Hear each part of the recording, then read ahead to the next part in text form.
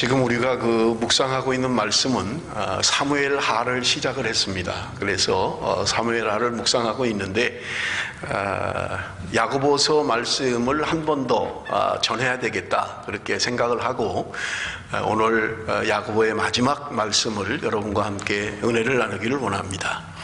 여러분, 야고보서를 시작하면서 여러분들에게 말씀드린 것처럼 야고보라고 하는 사람은 초대교회 양대 산맥이라고 할 수 있는 베드로와 바울을 아우르는 그런 지도자였고 기도의 사람이었다 그렇게 말씀을 드렸어요. 그래서 야고보의 별명이 낙타 무릎을 가진 사나이다 하는 별명을 가질 정도로 그는 늘 하나님 앞에 늘 무릎을 꿇고 기도하는, 그래서 무릎이 낙타 무릎처럼 굳은 살이 박이는 그런 기도의 사람이었다 그렇게 말씀을 드렸습니다.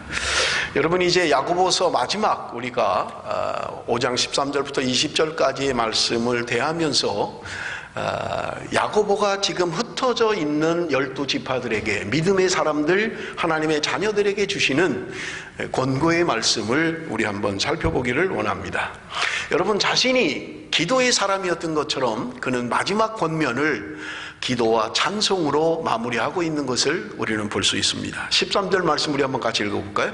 13절 말씀 다 같이 시작. 너희 중에 고난당하는 자가 있느냐? 그는 기도할 것이요. 즐거워하는 자가 있느냐? 그는 찬송할지니라. 고난당하는 자는 기도하라. 즐거워하는 자는 찬송하라. 그렇게 권면하고 있습니다. 여러분, 고난당하는 사람이 기도하는 것이야 우리가 시키지 않아도 기도하게 되죠. 그래서 가끔 보면 새벽기도 안 나오던 사람이 새벽기도를 나온다든지 철야기도에 안 나오던 사람이 갑자기 철야기도회를 나올 때를 보면 어려움을 당한 경우를 종종 볼 수 있습니다. 그래서 하나님 앞에 자신의 어려움을, 자신의 고난을 토로하기 위하여 하나님 앞에 나와 기도하는 것을 우리는 볼 수 있는 것입니다. 그런데 지금 야고보가 누구나 다 아는 말씀을 그렇게 중요한 마지막 권고로 이야기하고 있느냐 하는 것입니다. 너희들이 어려움을 만나면 기도해라. 그거야 야고보가 특별히 그렇게 강조하지 않아도 믿음의 사람이라면 누구나 다 알 수 있는 일인데, 지금 야고보가 특별히 그의 마지막 서신의 마지막을 그렇게 권면하고 있을까 하는 것입니다. 그래서 지금 야고보가 이야기하는 너희들이 어려움을 만나면 어려움을 해결하기 위하여 기도해라 라고 하는 그런 말씀이 아니라고 하는 거예요. 너희들이 살아가면서 고통을 당하면 그 고통을 해결하기 위하여 하나님 앞에 기도해라 그렇게 말씀하고 있는 게 아니라는 말입니다. 여러분, 우리가 이미 살펴본 것처럼 야고보는 제일 먼저 야고보서를 쓰면서 시험에 대하여 이야기를 했습니다. 시험에 대해서 얘기했어요. 너희들이 시험을 만나면 온전히 기쁘게 여기라 그렇게 우리에게 요청하고 있는 것을 볼 수 있습니다. 여러분, 1장 2절 3절 말씀 우리 한번 같이 읽어봅니다. 1장 2절 3절 말씀 다 같이 시작. 내 형제들아, 너희가 여러 가지 시험을 당하거든 온전히 기쁘게 여기라. 이는 너희의 믿음의 시련이 인내를 만들어내는 줄 너희가 알미라. 지금 그렇게 이야기합니다. 시험을 만나면 온전히 기쁘게 여기라고 우리에게 말씀하고 있는 것을 볼 수 있는 것입니다. 자, 시험을 만났는데, 어려움을 만났는데 어떻게 온전히 기쁘게 여길 수 있냐는 거예요. 그런데 야고보는 이야기합니다. 그 어려움이, 그 고난이 우리에게 인내를 낳게 하고 인내를 온전히 이루면 하나님께서 우리에게 축복의 길로 인도하신다고 말씀하고 있는 거예요. 그렇기 때문에 너희들이 시험을 만나면 그 시험 때문에 두려워하고 어려워하지 말고 하나님이 우리에게 그 시험을 주신 의도와 목적과 경륜과 섭리를 알아야 된다는 거예요. 그래서 여러분, 1장 5절에 지금 야고보가 이야기하는 게 뭡니까? 5절 말씀 보면 너희 중에 누구든지 지혜가 부족하거든 모든 사람에게 후히 주시고 꾸짖지 아니하시는 하나님께 구하라. 그리하면 주시리라. 자, 시험을 만나면 너희가 온전히 기쁘게 여기라 그렇게 권면을 했어요. 그리고 여러분, 3절 4절에는 믿음의 시련이 인내를 만들어내는 줄 너희가 알미라. 인내를 온전히 이루라. 이는 너희를 온전하고 구비하여 조금도 부족함이 없게 하려 함이라. 시험이 옵니다. 그 시험을 감당하라는 거예요. 기쁘게 여기라는 거예요. 근데 그 시험으로 말미암아 우리가 인내하게 되고 그 인내를 온전히 이루면 하나님이 구비하여 우리에게 부족함이 없게 하시겠다는 것입니다. 그런데 5절을 보면 5절은 이렇게 말합니다. 너희 중에 누구든지 지혜가 부족하거든 모든 사람에게 후히 주시고 꾸짖지 아니하시는 하나님께 구하라. 그리하면 주시리라. 지금 시험에 대해서 4절까지 이야기하고 5절부터는 지혜에 대하여 이야기를 하고 있습니다. 그런데 이 말씀을 제가 증거하면서 5절 앞에는 우리 한글 성경에는 없습니다만은 원어에는 접속사가 있다고 말씀을 드렸어요. 그래서 5절을 시작하면서 그러므로 이렇게 시작하는 거예요. 영어 성경에는 제가 혹시 확인을 안 했습니다만은 영어 성경에 접속사가 있나요? 5절 없어요? 제가 안 보여서 없어요? 그 앞에 하영이 접속사 없어? 영어 성경에도 없네요. 원어 성경에 접속사가 있습니다. 그런데 여러분 보세요. 그러므로라는 접속사는 앞에 하고 있는 이야기를 결론적으로 이야기할 때 우리가 그러므로라는 접속사를 사용하잖아요.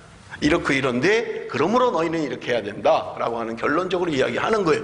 그렇기 때문에 5절 말씀과 앞에 있는 2절, 3절, 4절에서 이야기하는 시험과 지혜는 관계없는 이야기가 아니라 결론적으로 너희들이 지혜가 필요하다. 그래서 지혜가 부족하면 하나님께 구해서 지혜를 얻으라. 이렇게 이야기하는 거예요. 그러면 시험과 지혜가 도대체 무슨 상관관계가 있는데 야고보는 지금 시험에 대한 이야기를 하다가 너희들이 지혜를 구해야 된다. 이렇게 이야기하고 있느냐 하는 거예요. 여러분, 시험이 누구나 다 당하기 어렵고 원하지 않는 것이지만 그 시험으로 말미암아 오늘 우리가 인내하게 되고 그 인내하면 하나님이 우리를 온전하여 구비하여 부족함이 없게 하시려는 하나님의 의도와 계획, 하나님의 섭리가 그 안에 있다는 거예요. 이것을 깨닫는 것은 지혜가 필요하다는 거예요. 그래서 야고보는 이야기하는 게 지혜가 필요하다 너희들에게. 그래서 내가 지금 시험을 당하지만, 지금 내가 환난을 당하지만, 내가 고난을 당하지만 이 고난의 목적이 무엇인지, 무엇으로부터 오는 것인지 하나님의 뜻과 하나님의 섭리를 깨닫게 되면 너희들이 그것을 기뻐하고 오히려 온전케 생각할 수 있다라고 말씀하고 있는 것입니다. 그래서 우리에게 지혜가 필요하다는 거예요. 내가 지금 어려움을 당하긴 하지만 그 어려움의 목적과 결론, 그리고 그 결과가 무엇인지를 너희들 하나님이 주신 지혜로 깨달을 수만 있다면 지금 당하는 시험이 힘들고 어렵지만 너희들은 그것을 온전히 기쁘게 여길 수 있다는 거예요. 여러분 한번 생각해 보십시오. 내가 어떤 어려움을 당할 때 이 어려움의 결론이 어떻게 날 거를 내가 알고 있다면 여러분 지금 당하는 시험을 우리는 훨씬 더 쉽게 대응할 수 있을 거예요. 여러분 보세요. 공부하는 학생들이 잠 못 자고 열심히 공부합니다. 그런데 이 시험의 결과를 내가 안다면, 내가 이 대학에 합격할 거야 결론을 안다면 공부하는 게 그렇게 어렵지 않잖아요. 공부를 내가 열심히 해도 떨어질지 붙을지 모르니까 불안한 거지, 내가 열심히 공부하면 그 결론을 내가 알고 있다, 내가 대학에 합격하는 것 알고 있다, 그러면 여러분 공부하는 게 얼마나 더 즐겁겠습니까? 내가 지금 힘들지만, 내가 지금 잠을 자지 못하지만, 내가 지금 코피를 흘리고 공부하고 있지만, 그러나 이 시간이 지나면 나는 어떤 결과에 도달하게 될 거야 라고 하는 것을 알면 공부하는 것이 훨씬 더 쉽게 된다는 말입니다. 여러분 오늘 우리가 당하는 시험의 결과와 목적, 하나님이 왜 이런 시험을 주셨는가를 알면 여러분 그 시험을 대하는 태도가 달라진다는 거예요. 그걸 모르면 우리가 불평하고 원망할 수 있어요. 하나님 왜 나에게 이런 시험을 주십니까?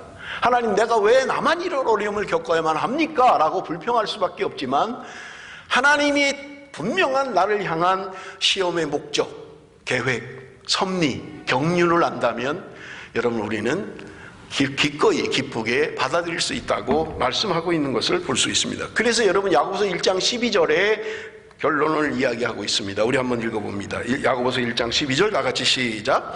시험을 참는 자는 복이 있나니 이는 시련을 견디어낸 자가 주께서 자기를 사랑하는 자들에게 약속하신 생명의 면류관을 얻을 것이기 때문이다. 여러분 보세요. 시험을 참는 자가 복이 있다. 너희가 시험을 당하면 인내해라. 그런데 시험을 참는 자에게 하나님이 어떻게 하신다고 해요? 생명의 면류관을 주시겠다고 약속하고 있는 거예요. 내가 지금 당하는 시험은 달갑지 않아요. 쉽지 않습니다. 내가 살아가면서 당하는 시험 힘들어요. 그런데 그것을 내가 인내로 감당을 하고 나면 하나님이 주는 축복, 생명의 면류관을 주시겠다고 약속하시는 하나님의 놀라운 축복이 그 안에 숨겨져 있는 것을 우리는 볼 수 있어야 된다는 말입니다.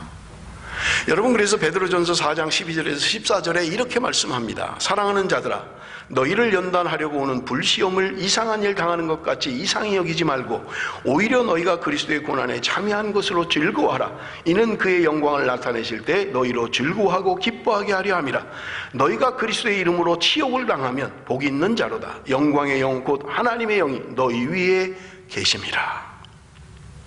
너희가 그리스도의 이름으로 치욕을 당하면 너희들이 그리스도의 고난에 참여하는 것으로 기뻐하고 감사하라고 우리에게 말씀하고 있는 거예요. 내가 지금 힘든 일을 당합니다. 그런데 그것이 그리스도의 고난이라면, 그래서 그리스도의 이름으로 치욕을 당하는 거라면 감사하고 기뻐하라고 말씀하고 있는 것입니다. 그렇기 때문에 여러분, 지금 야고보가 이야기하는 시험과 고난이라고 하는 것은요, 내가 뭔가를 잘못해서 그 결과로 오는 징계와 다른 것을 이야기하고 있는 것입니다. 내가 뭔가 신앙생활을 잘 안 해서 당하는 것은 징계라고 말씀을 드렸어요. 그러나 내가 하나님 앞에 잘못한 게 없어요.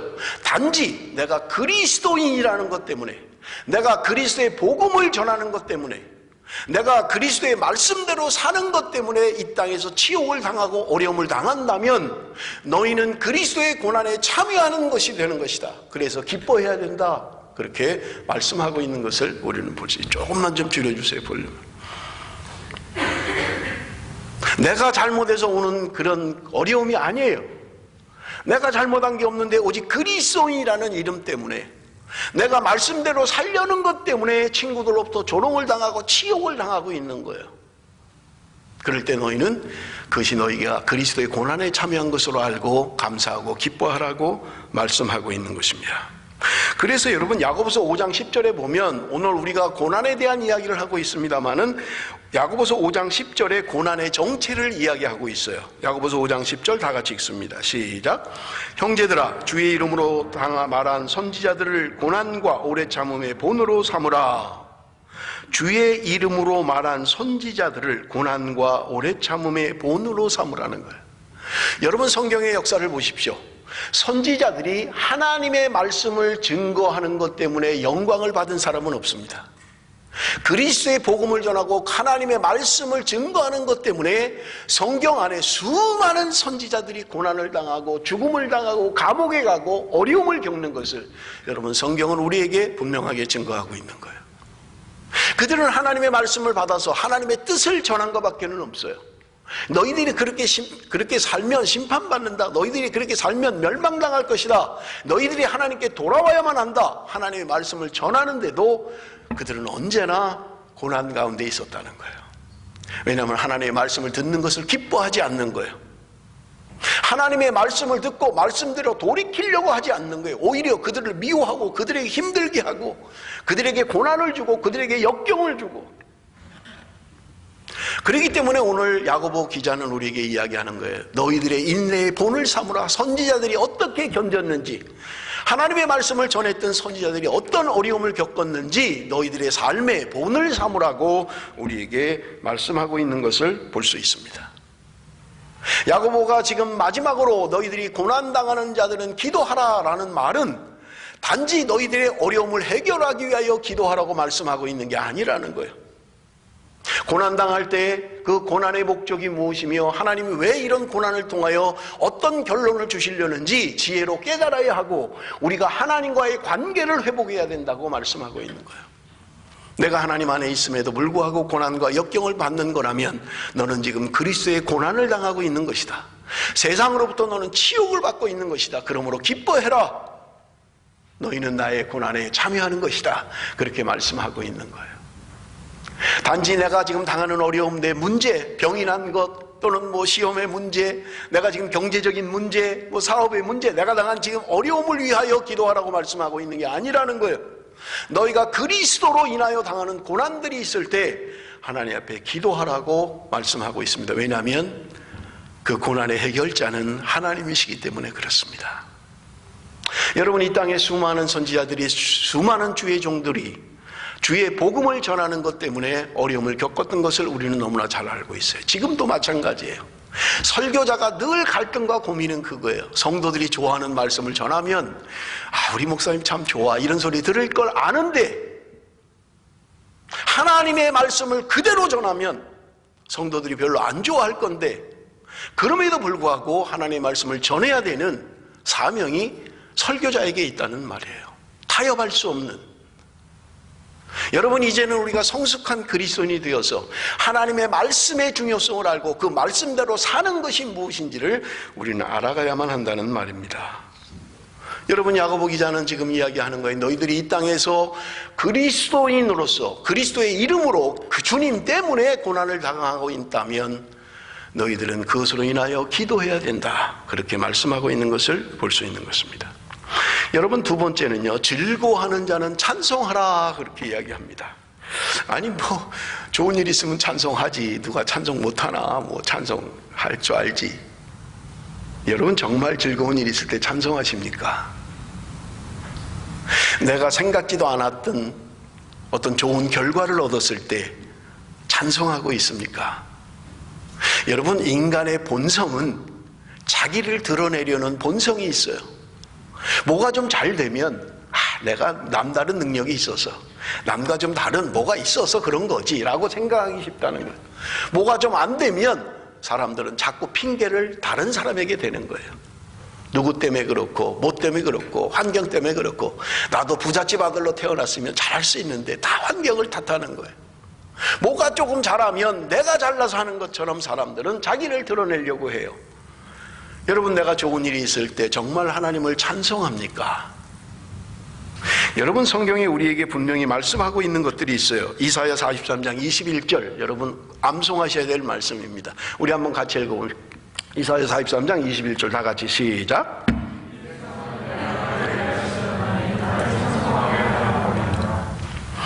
지금 여러분, 이 백성은 누구를 말합니까? 그리고 나를 위하여, 내가가 누구예요? 하나님이 말씀하시는 거예요. 하나님이 내가 나를 위하여 이 백성을 지었다, 이렇게 말씀하고 있는 거예요. 오늘 하나님의 백성 된 우리들은 하나님이 하나님을 위하여 우리를 지으셨다고 말씀하고 있는 거예요. 하나님이 하나님을 위해서 지은 거예요. 우리 자신을 위해서 지은 것이 아니라 하나님이 하나님을 위하여 하나님의 백성을 지었다고 말씀하고 있다는 말이에요. 여러분, 이 이사야 43장 21절의 말씀은 우리의 인생관이 어떻게 할지, 우리 삶의 목표가 무엇인지를 분명하게 말씀하고 있는 거예요. 여러분, 하나님께서 나를 이 땅에 보내시고 하나님의 백성 삼으신 이유는 하나님을 위해서 나를 그렇게 하셨다는 거예요. 그런데 하나님을 위하여 그렇게 지으신 그 백성들이 해야 할 것이 뭐냐? 오늘 본문이 이야기합니다. 나를 찬송하게 하려 합니다. 하나님을 찬송하게 하기 위해서 내가 너희들을 지었다, 내가 너희들을 내 백성으로 삼았다고 말씀하고 있는 거예요. 그러므로 여러분, 오늘 우리의 삶의 목표는 하나님을 찬송하는 것입니다. 무슨 말입니까? 모든 영광 주님께 돌려드려야 된다는 거예요. 주님으로부터 왔습니다. 주님이 주신 것입니다. 주님의 것을 주님께 돌려드립니다. 하나님으로부터 온 것 하나님께 올려드립니다. 모든 영광 하나님께 올려드려야 된다는 거예요. 자, 그러면 여러분, 내가 좋은 일이 있을 때 하나님의 영광으로 생각하느냐는 거예요. 생각지도 않게 성적이 잘 나왔어요. 생각지도 않게 사업이 잘 됩니다. 생각지도 않게 사람을 만나서 뭐가 척척 일이 풀려요. 그럴 때 하나님의 영광을 드러내느냐 하는 거예요. 내가 이번에 공부를 좀 열심히 했더니 성적 잘 나왔네. 내가 역시 그동안 많이 베푼 게 있으니까 사업도 축축 열리고 사람도 만나게 되네.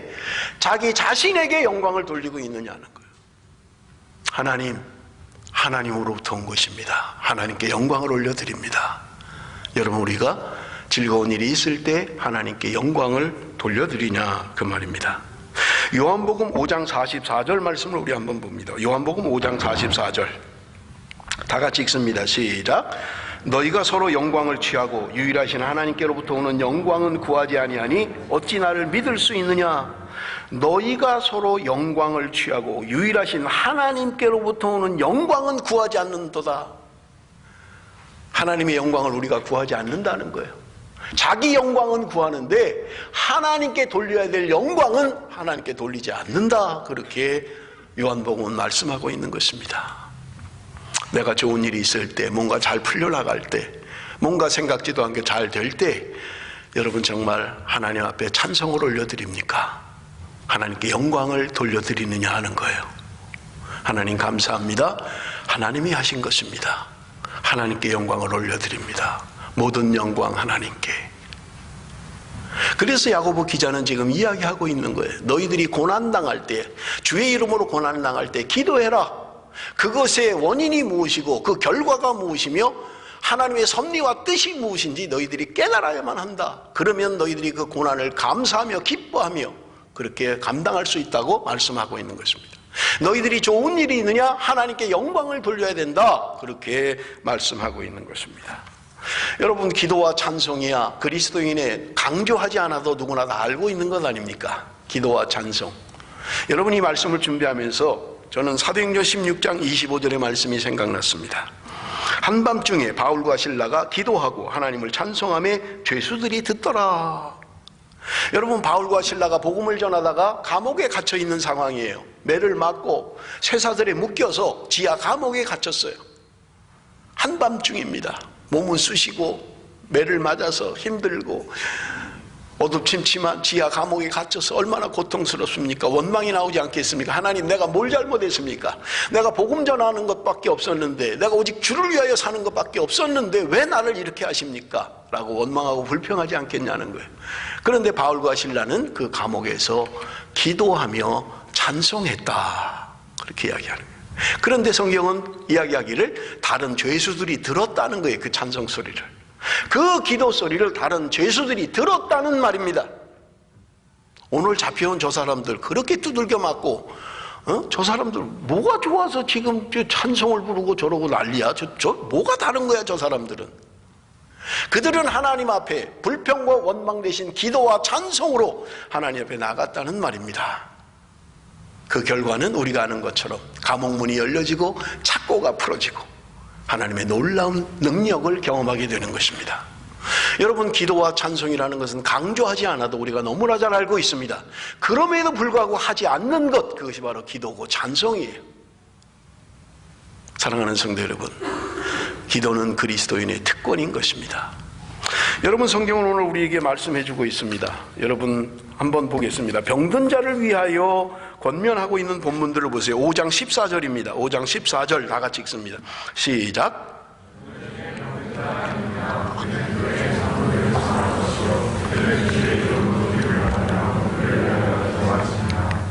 병든 자가 있느냐? 병든 자가 있으면 교회의 장로들을 청하라.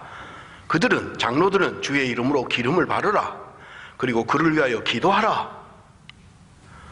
여러분, 어려운 거 별로 없죠. 그런데 문제가 있습니다. 장로라고 하는 것은 그 당시 지금으로 말하면 목사를 말하는 거예요. 너가 병들면 목사님을 초청해서 기도해라, 그 말이에요. 그런데 문제는요, 기름을 발라라 그렇게 이야기합니다. 기름을 바르라는 거예요.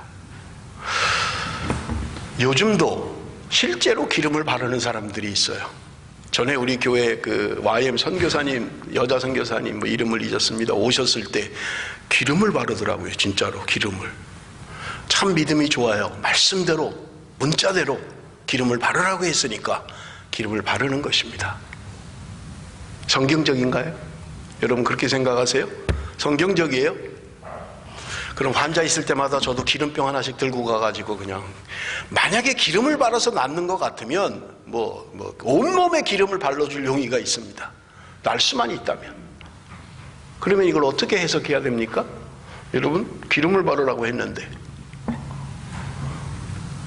여러분, 제가 야고보서를 시작하면서 하나님의 말씀은 그 말씀을 처음 받았던 원독자가 있다고 말씀을 드렸을 거예요.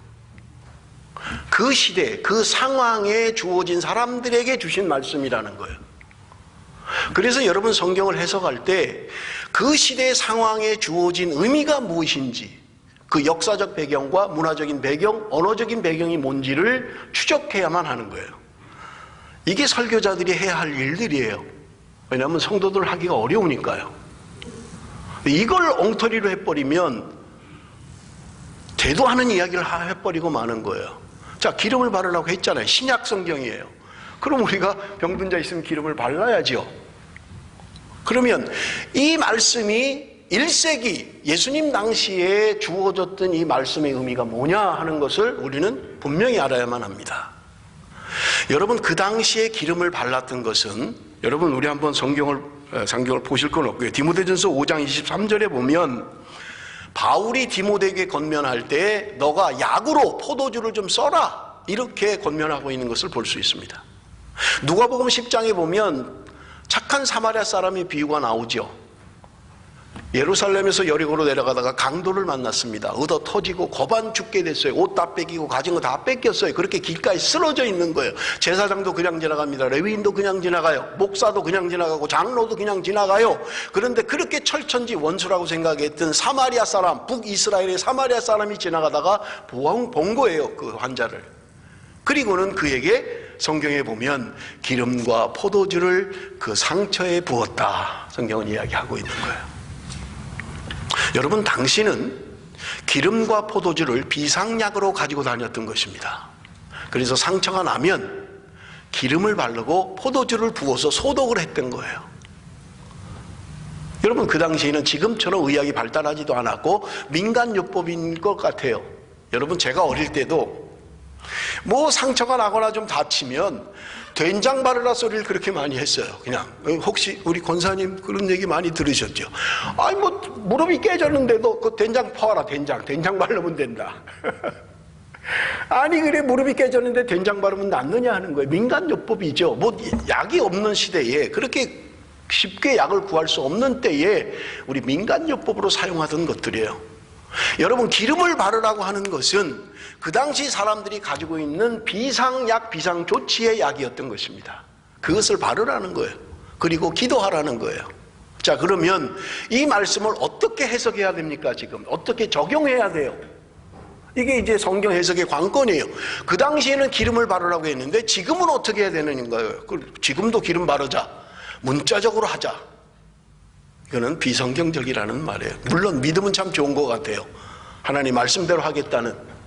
그런데 여러분, 이것은 지금 새롭게 적용되어야만 합니다. 다시 성경을 쓴다면 야고보는 지금 우리에게 이렇게 말했을 것입니다.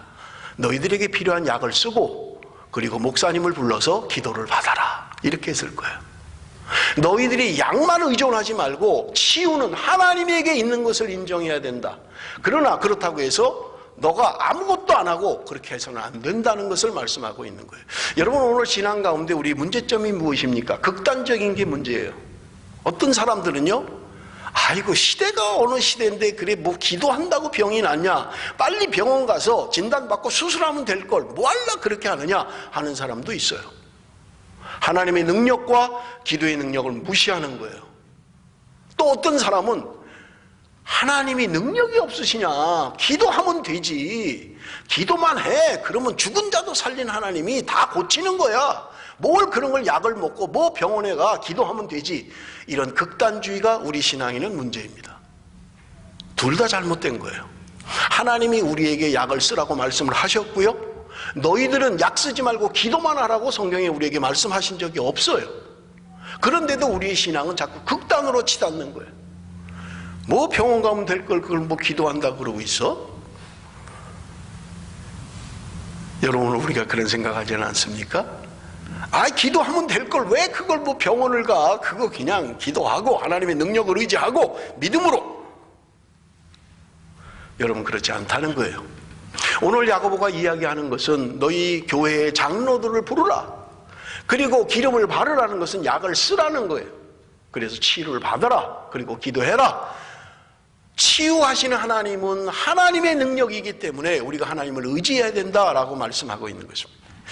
여러분, 우스갯소리로 청교도 시대 때, 청교도 뭐 불과 200~300년 전이죠. 청교도 시대 때에 의사들이 우울증 환자나 협심증 환자들에게 처방했던 게 뭔지 아세요? 담배를 피라는 걸 처방했습니다. 의사들이요. 너무 소심하거나 막 두렵거나 이렇게 좀 불안하거나 이런 사람들에게 의사가 처방하기를 담배를 한 번 좀 펴보시죠, 이렇게 꼬박 처방했다니까요, 실제로. 그러면 그게 조금 효과가 있을 것입니다 라고 하는 거예요.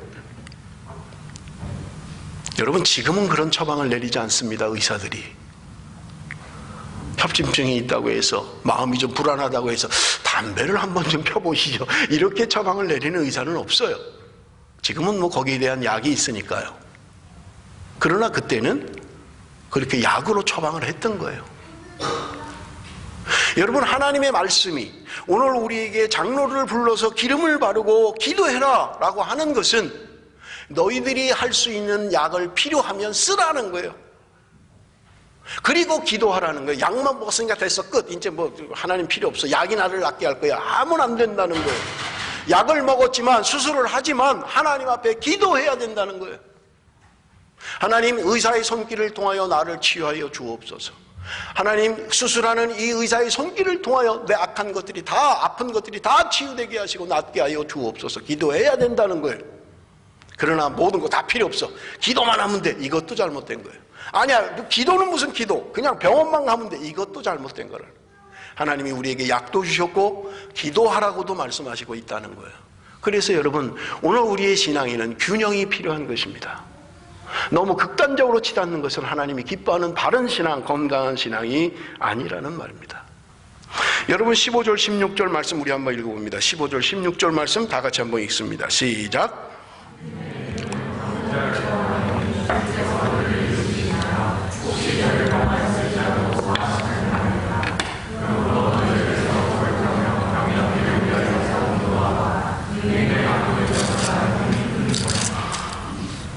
여러분, 오늘 야고보는 이야기합니다. 믿음의 기도는 병든 자를 구원할 것이다. 죄를 범하였을 자도 사하심을 받게 될 것이다. 그러므로 너희 죄를 서로 고백하며 병이 낫기를 위하여 서로 기도하다. 의인의 간구는 역사하는 힘이 크다. 믿음의 기도, 의인의 간구, 이것은 하나님의 능력을 받게 된다고 이야기하고 있는 거예요. 하나님의 놀라운 역사가 일어난다고 우리에게 말씀하고 있는 것을 우리는 볼 수 있습니다. 그러면서 여러분, 17절에 예를 들고 있는데 엘리야를 예를 들고 있는 거예요. 엘리야는 우리와 성정이 같은 사람이로되 그가 비 오지 않기를 기도한 즉 3년 6개월 동안 비가 오지 않았다. 그가 다시 기도한 즉 3년 6개월 동안 오지 않던 비를 내리게 됐다라고 말씀하고 있는 거예요. 자, 여러분, 우리의 기도로 비가 오고 안 올 수 있습니까? 지금 성경이 이야기하고 있잖아요. 엘리야는 비 오지 않기를 기도하니까 3년 6개월 동안 비가 안 왔다. 다시 그가 기도하니까 3년 6개월 동안 비 안 오던 게 비를 내리게 했다. 전에 우리 전도사님으로 계시던 김나랑 전도사님 아버님이 김상건 목사님 우리 교회도 오셔서 설교하셨죠. 여기 우리 YMJC 강사로도 오셨잖아요. 저하고 같은 교회 전도사로 있고, 그분이 이제 졸업하고 우리 교단의 SFC라고 하는 학생신앙운동 간사로 사역을 하셨어요. 근데 이분이 그 여름이 되면 우리 교단의 중고등부 학생들 집회, 대학생 청년 집회가 매년 열립니다. 그런데 대구 어디 뭐 큰 운동장에 한 15,000명이 모이는 대학생 집회가 열린 거예요. 그런데 7월, 8월 이때가 이제 집회할 때인데, 한국은 이때는 비가 오는 때잖아요, 그죠? 지금도 한국에 뭐 장마나 이런 비가 많이 오잖아요. 이분이 찬양 인도를 하다가 15,000명 대학생들이 모여 있는데 비가 오니까 이분이 이렇게 기도하자고 요청한 거예요. 여러분, 우리 기도합시다. 비가 멈춰지도록 기도합시다. 그리고는 15,000명 학생들이 쫙 기도. 근데 비가 안 멈추는 거예요. 그걸 보고 있던 어르신 목사님들이 제명시켜 버렸어요. 무슨 놈의 기도를, 그런 기도를 시키냐. 뭐 기도 비 오고 하는 거 자연적인 건데 뭘 그걸 기도, 아이들한테 이상한 신앙을, 뭐 기도하면 비가 멈춘다고 헛소리를 하고 있냐. 저 잘라야 된다. 저렇게 두면 안 된다. 잘렸어요. 그래가지고 간사해서. 여러분, 어떻게 해석해야 돼요? 엘리야는 우리와 성정이 같은 사람이다. 여러분, 영어 성경에 보면 just like us, 우리와 같은 사람이라는 거예요. 원어 성경에는 조금 다르게 표현하고 있어요. like feeling to us, 그는 우리와 같은 사람이고, 원어에는 우리와 감정이, 느낌이 같은 사람이다. 그것을 성정이 같은 사람이다, 그렇게 오늘 표현하고 있는 것을 이야기하고 있는 거죠. 우리와 똑같은 사람이라는 거예요. 엘리야가 뭐 특별한 사람이 아니라는 거예요. 우리와 똑같은 감정, 똑같은 인간, 그도 먹고 싸고 그냥 똑같이 우리와 똑같은 사람이라는 거예요. 그런데 그가 기도할 때 3년 6개월 동안 비가 오지 않았다. 그가 다시 기도할 때 그 멈춰있던 비가 내리게 됐다라고 하는 것은, 야고보가 강조하고 있는 것은 무엇입니까? 그도 우리와 별반 다를 게 없는 사람이지만 그가 기도할 때 기도의 능력으로 하늘이 비를 멈추고 비를 내리기도 했다라고 우리에게 분명하게 말씀하고 있는 것입니다. 그렇다면 여러분, 우리는 언제나 말씀을 해석할 때 이 본문의 의미가 무엇인가를 해석을 해야만 합니다. 왜 엘리야는 비 오지 않기를 기도했을까? 왜 엘리야는 다시 비 오기를 기도했을까 하는 거예요. 그 우스갯소리로 어떤 분이 베드로가 바다 위를 걸었다 하는 말씀을 본 거예요. 나도, 베드로도 걸었는데 나도 바다 위를 걸을 수 있겠다. 바다에 가서 기도합니다. 주여 믿습니다. 바다 위를 걸을 줄로 믿습니다. 걸었을까요? 못 걷는 거예요. 아니, 베드로는 걷게 하신 하나님. 그래서 제가 일부 예배 때 제가 우스갯소리를 했어요. 여러분, 바다 위를 걷는 방법을 제가 가르쳐 드리겠습니다. 여러분들도 테스트 해보세요. 오늘 저 빌립베이 가서 여러분 바다 위를 한번 걸어보십시오.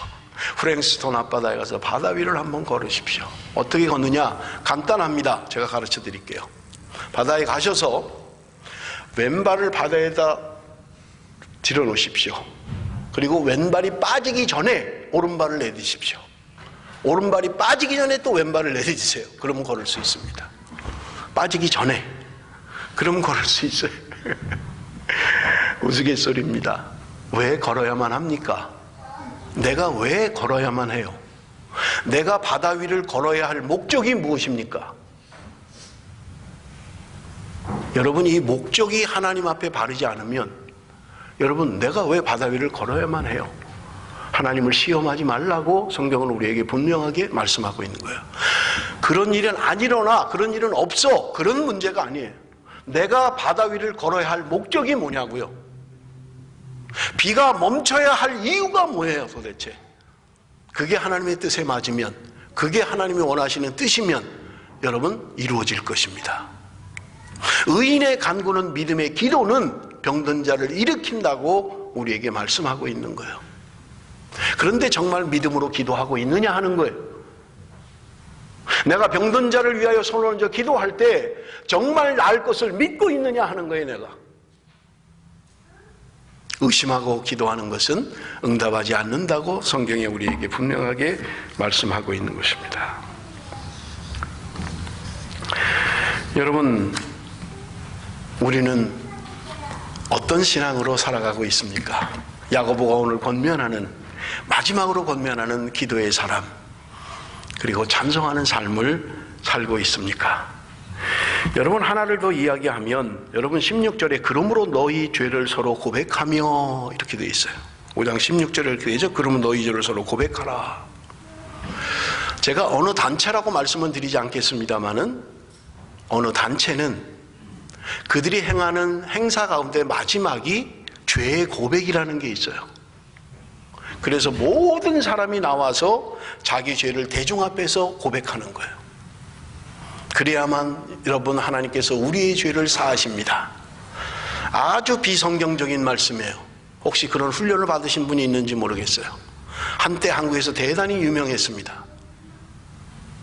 여러분, 이 죄를 서로 고백하라는 말은 내가 원하지도 않는데 누군가에 의해서 대중 앞에서 죄를 고백하는 것을 이야기하고 있지 않아요. 그렇게 요청해서도 안 됩니다. 여러분, 제가 여러분 다음 주일에는 여러분의 죄를 한 사람씩 나와서 모든 성도 앞에서 죄를 고백해야 됩니다. 여러분의 지은 죄를 하나도 빠짐없이 고백해야 됩니다. 이렇게 하는 것은 잘못된 것이라는 거예요. 공동체 안에서 내가 모르고 상처를 주었는데 내가 그걸 깨달을 수 있어요. 그럴 때 그 사람에게 내 죄를 고백할 수 있어요. 여러분, 죄의 고백이라고 하는 것은 반드시 대중적으로 해야 된다. 성경은 그렇게 말씀하고 있지 않아요. 은밀하게 해야 할 때도 있어요. 대중적으로 하는 게 오히려 신앙에 나쁜 영향을 줄 수도 있다는 거예요. 그런데 죄의 고백을 누구든지 그 훈련에 참여한 사람은 나가서 자기 죄를 다 고백해야 된다. 여러분, 이것은 비성경적입니다. 하나님은 우리에게 그렇게 말씀하고 있지 않아요. 내가 은혜를 받아서 내 죄를 대중적으로 고백할 수 있습니다. 여러분, 우리 평양 장대현 교회에서 우리 회개의 역사가 일어났을 때 성령께서 강하게 회개형을 임하니까 누가 그렇게 말 안 했는데 자기 스스로 나와서 나는 살인죄를 지었습니다. 나는 강도짓을 했습니다. 나는 남의 것을 도둑질했습니다. 나는 간음했습니다. 나는 사기쳤습니다. 자기 스스로 나와서 고백한 건 있어요. 그러나 여러분, 지금부터 한 명씩 나와서 여러분의 죄를 고백하십시오. 이건 말도 안 되는 일이에요. 그런데 어떤 단체는 그런 일을 해요. 마지막 과정이 죄의 고백이에요. 대중 앞에서 여러분이 지은 죄를, 그동안 지은 죄를 고백하십시오. 그래야 여러분 사함을 받습니다. 여러분, 비로소 하나님의 자녀, 구원받은 백성이 되는 것입니다. 말도 안 되는 소리예요. 성경은 우리에게 그렇게 요청한 적이 없어요. 여러분, 하나님이 오늘 우리에게 기도를 강조하고 찬송을 강조하고 있습니다. 믿음의 기도, 의인의 간구, 하나님이 응답하신다는 거예요. 제가 일부 예배 때도 말씀을 드리지 않았지만 아마 하나님이 오늘을 위해서 간증을 하라고 주신 것 같아서 여러분에게 간증을 합니다. 제가 작년, 재작년부터 하나님의 말씀을 읽으면서 하나님이 저에게 깨달음을 주셨던 것 가운데 성경적 재정관이 뭔가 하는 것에 대하여 깨달음을 주셨어요. 그래서 그때 제가 결심한 게 뭐였냐면, 카드를 다 없애야 되겠다. 크레딧 카드를 내가 다 없애야 되겠다고 생각을 했어요. 왜냐하면 크레딧 카드라는 건 빚이잖아요. 내 통장에 돈이 없는데도 크레딧으로 5,000불, 10,000불 이렇게 쓰는 거잖아요. 이게 빚이거든요. 그때 하나님이 깨달음을 주셔서 이 크레딧 카드를 내가 다 없애야 되겠다고 생각을 했어요. 근데 다 정리를 했는데 하나를 정리하지 못한 거예요. 왜냐하면 그 빚을 갚아야 정리를 할 수 있으니까요. 그래서 저희 집사람하고 기도하기 시작한 거예요. 하나님, 이거 하나님의 재정 원칙 아닌 것 같은데 내가 하나님 이거 정리 좀 하면 좋겠습니다. 이거 빚을 좀 갚고 내가 이 크레딧 카드를 좀 없앴으면 좋겠습니다. 그런데 지난 금요일 날 크레딧 카드를 없애버렸어요. 은행에 가서 나 이거 크로즈한다. 누군지는 모르겠는데요, 지금도 모르겠어요. 우리 집사람 통장으로 5,000불씩 10,000불이 입금이 된 거예요. 모르고 있었어요. 몇 주가 지나도. 그 통장을 뭐 보질 않으니까, 돈이 없으니까 보지도 않았던 거예요. 오늘 보니까 10,000불이 입금이 돼 있는 거예요. 5,000불씩. 혹시 여러분 가운데 누가 입금을 하셨으면 저한테 귀뜸을 좀 주십시오. 그래서 제가 은행에 가서 물었어요. 나 이 사람 모르겠다, 입금한 사람을. 누군지 좀 알려달라. 이 사람이 누군지. 근데 은행에서도 알 수 없다는 거예요.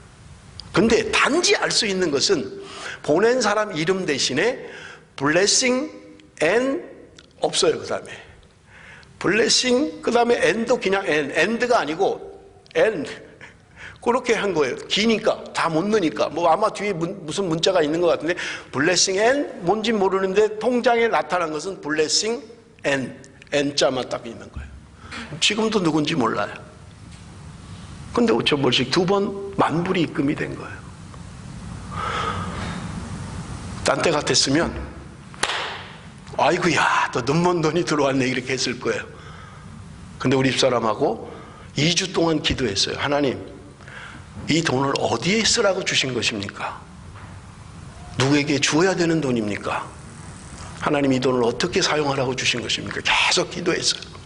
건드리지 않고 계속 기도했어요. 하나님, 이 돈을 어디에 써야 됩니까? 하나님, 우리가 기도한 대로 이 빚을 정리하는 데 사용해도 되겠습니까? 그리고 지난 금요일 날 엊그제 은행에 가서 제가 가지고 있는 빚을 전부 다 청산했어요. 은행에서 오히려 너 아직 이 크레딧 카드 너 12월 달까지 낸 거야. 애뉴얼피 이미 냈어. 그러니까 12월까지 그냥 써. 그러는데 아니요, 지금 크로즈 해 주십시오. 제가 그랬어요. 지금 당장 크로즈 하라고. 그리고 제가 떠나면서 그 직원한테 얘기했어요. 나는 이제 자유다. 나는 이제 자유다. 빚으로부터의 자유다. 여러분에게 말씀드리는 것은 하나님이 여러분을 위해서 간증하라고 말씀하시는 것 같아서 여러분에게 드리는 것입니다. 기도하면 하나님은 응답하시는 하나님입니다. 아무리 생각해도 우리에게 10,000불을 줄 사람이 없어요. 지금도 모르겠어요. 누군지 모르겠어요. 근데 우리 집사람의 결론은 알려고 하지 말자. 본인이 안 알려고 그냥 블레싱하고만 넣은 거니까 우리 알려고 하지 말자. 그냥 감사하자. 오히려 알면 더 안 좋아질지도 모르겠다. 하나님이 행하신, 하나님의 역사하심, 오늘도 하나님은 살아계시고 우리의 기도에 신실하게 응답하신 하나님. 여러분, 그 하나님이 저와 여러분의 하나님이십니다. 내가 생활로 어려울 때, 힘들 때 여러분 기도하십시오. 하나님이 우리의 믿음의 기도를, 의인의 간구를 응답하실 줄로 믿습니다. 기도하겠습니다.